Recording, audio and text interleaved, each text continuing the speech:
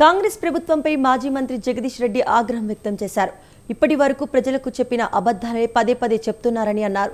పూర్తిగా అవాస్తవాలను ప్రచారం చేస్తున్నారని ఫైర్ అయ్యారు. కృష్ణా రైతులకు రేవంత్ సర్కార్ ద్రోహం చేస్తుందని అన్నారు. ఖరీఫ్ పంటకు సరిపడ సాగర్లో నీళ్లున్నా వినియోగించడం లేదని అన్నారు. సుందీళ్ల అన్నారం బ్యారేజ్లో ఎలాంటి లోపాలు లేవని, అన్ని పంప్ హౌజులు నడుస్తాయని సిడబ్ల్యూసీ ఇచ్చిన రిపోర్ట్తో తేలిపోయిందని అన్నారు.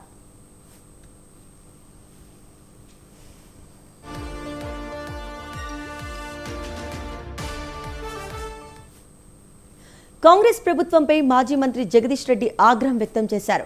ఇప్పటి వరకు ప్రజలకు చెప్పిన అబద్ధాలనే పదే పదే చెప్తున్నారని అన్నారు. పూర్తిగా అవాస్తవాలను ప్రచారం చేస్తున్నారని ఫైర్ అయ్యారు. కృష్ణా రైతులకు రేవంత్ సర్కార్ ద్రోహం చేస్తుందని అన్నారు. ఖరీఫ్ పంటకు సరిపడ సాగర్లో నీళ్లున్నా వినియోగించడం లేదని అన్నారు. సుందీళ్ల అన్నారం బ్యారేజ్లో ఎలాంటి లోపాలు లేవని, అన్ని పంప్ హౌజ్ నడుస్తాయని సిడబ్ల్యూసీ ఇచ్చిన రిపోర్ట్తో తేలిపోయిందని అన్నారు.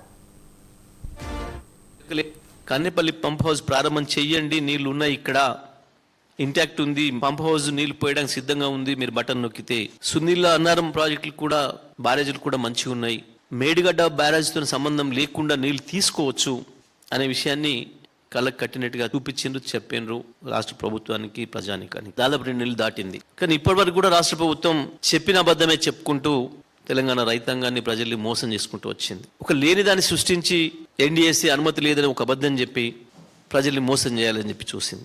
కానీ వాళ్ళ తేటతెల్లమైంది. రాష్ట్ర ప్రభుత్వం చెప్తుంది పూర్తిగా మోసపు మాటలు, అబద్ధపు మాటలు.